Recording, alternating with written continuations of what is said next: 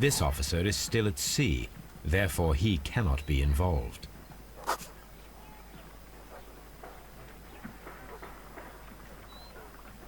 This officer is still at sea, therefore he cannot be involved.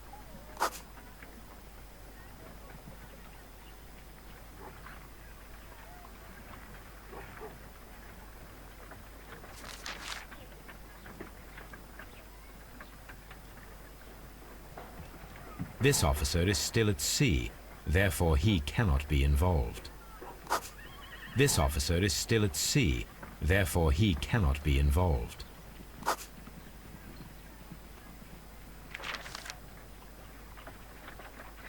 This officer was on a ship that sailed half a month ago. He wasn't in London at the time of the crime. This officer was on a ship that sailed half a month ago. He wasn't in London at the time of the crime. This list shows the senior officer. Mr. Jack Crocker was in London upon the date of the crime, and he is due to depart in 2 days. Captain Jack Crocker is our mysterious visitor. He was the only one around at the time of the murder.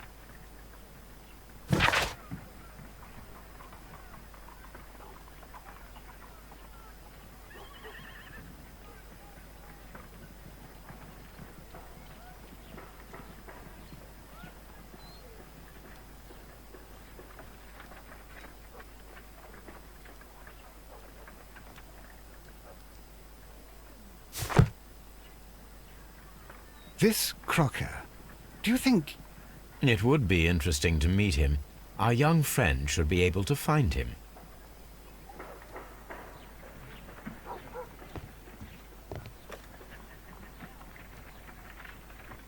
Wiggins, could you find a way to bring this Captain Crocker here to us? Here? Holmes, that could be dangerous. No problem, Mr. Holmes.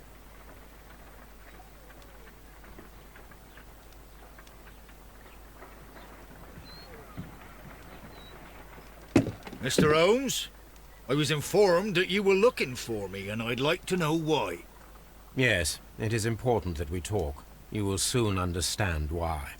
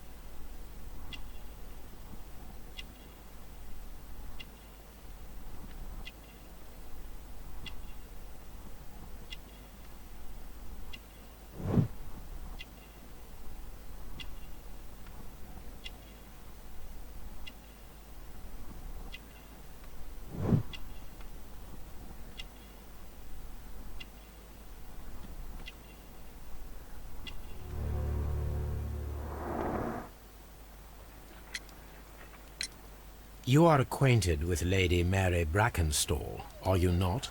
Yes, I think I do remember her, from when I was first officer, but I still don't see... It seems your relationship went beyond that of mere passenger and first officer. How dare you? Indeed, how reckless a feeling is love, particularly if one is prepared to commit a murder in its name. Explain yourself this instant.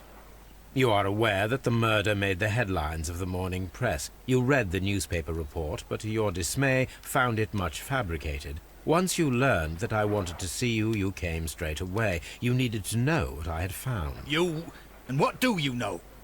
That evening, you were with Lady Brackenstall, despite the danger. I'm not afraid, Mr. Holmes. Besides, all of this is just guesswork. You would be right if there was no evidence. What then?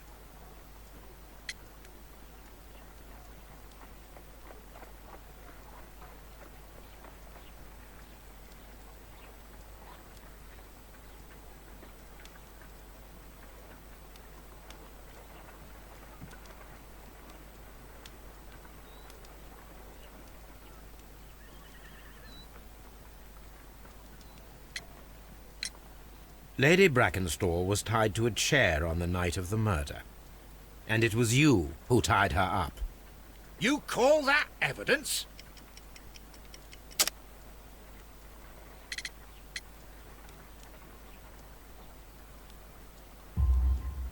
Yes, as she was tied with a sailor's knot. Your handiwork. So, it's a sailor who's done it. That proves nothing, Mr. Holmes. I'm not the only sailor in London right now. Your theory is flawed anyway.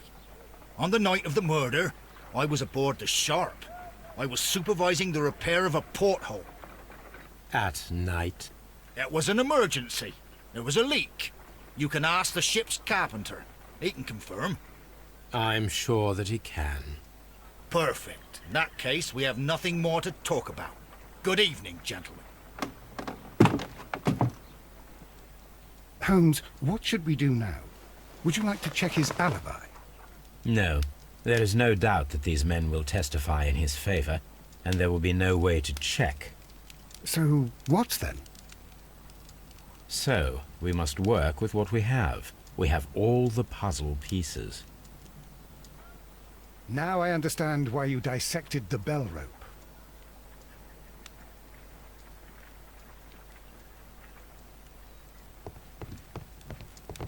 What should we do next, Holmes?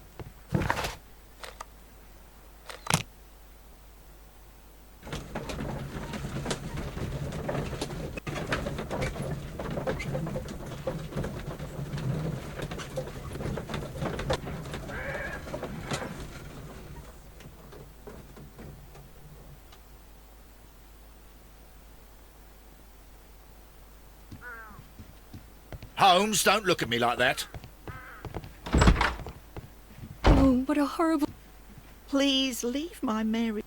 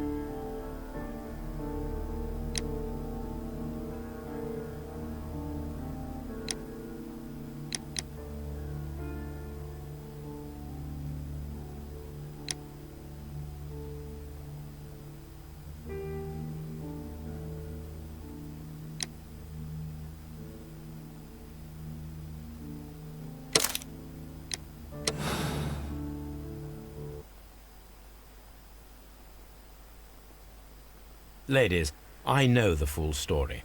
You are both guilty, are you not? Mr. Holmes, I can explain everything. No, madam, he's bluffing. It is no use. Your husband was a violent man, a cruel man. Your argument last night ended tragically, with him stumbling and falling, fatally striking his head upon the fireplace grate. However, your mise en scène to divert suspicion was unnecessary. You should have admitted the truth. The truth is often subjective, Mr. Holmes. Not to me. What will you tell Inspector Lestrade? He will find nothing, as he handed the case over to me. Farewell, ladies.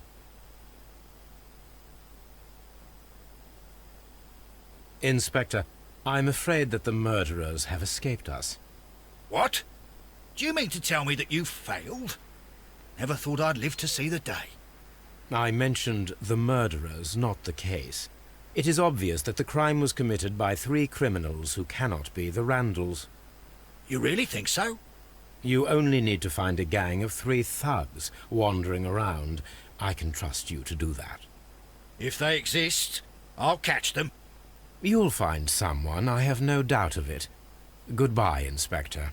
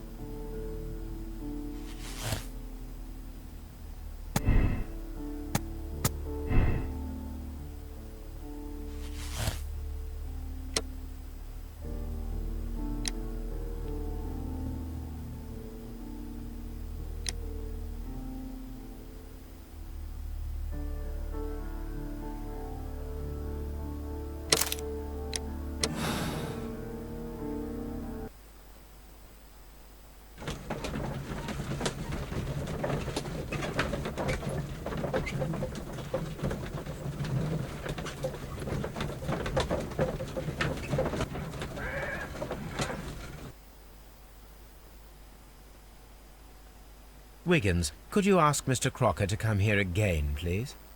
Right away.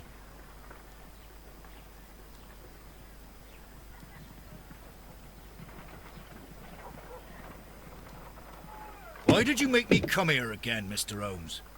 It is over. I know that it was you who killed Sir Eustace Brackenstall. What? I know, because of the height at which the rope was cut. The knife used was a sea knife. The knots were sailor's knots, and not least the sheer force that was put behind the killing blow. And because you are the only one who knows Lady Mary Brackenstall in London. And because you love her. It's true. It is time for you to tell us the whole truth. I admit that I loved Mary madly from the first day that I met her. But I never did come to visit her, for I believed that she was in a happy household. When I talked to her maid, who told me everything, I was insane with rage. I was due to set sail for 6 months away. I wanted only to see her again. But it turned into a damnable nightmare when he barged in. He dared raise his hand to her. He was not even worthy of licking her boots. Oh, I regret nothing. I admit I killed the monster out of love for her. She will forgive me if she is able. Lady Brackenstall already forgave you. She said nothing. Mary. But that makes her an accomplice as well as her maid. It places her in danger yet again. Mr. Holmes, You would not have managed to protect her. till I die, do you hear me? Here is a letter that sets everything clear, and it is the one that should be disclosed to the police. I am the only culprit. Mary had nothing to do with it. Now it is time to end this.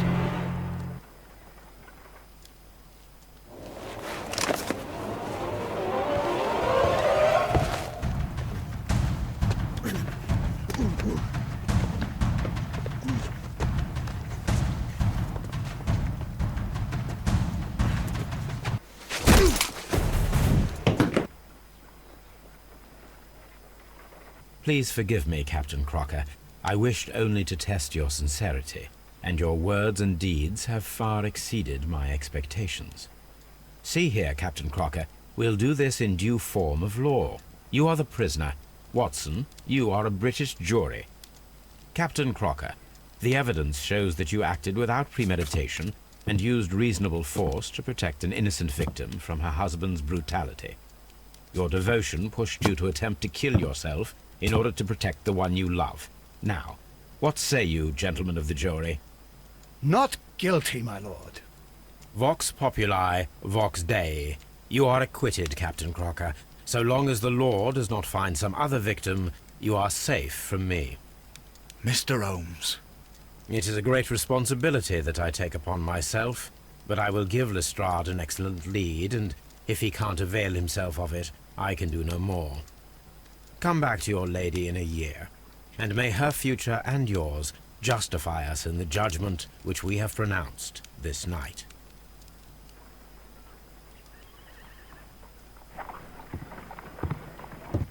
Inspector, I'm afraid that the murderers have escaped us. What? Do you mean to tell me that you failed? Never thought I'd live to see the day. I mentioned the murderers, not the case. It is obvious that the crime was committed by 3 criminals who cannot be the Randalls. You really think so? You only need to find a gang of 3 thugs wandering around. I can trust you to do that. If they exist, I'll catch them. You'll find someone, I have no doubt of it. Goodbye, Inspector.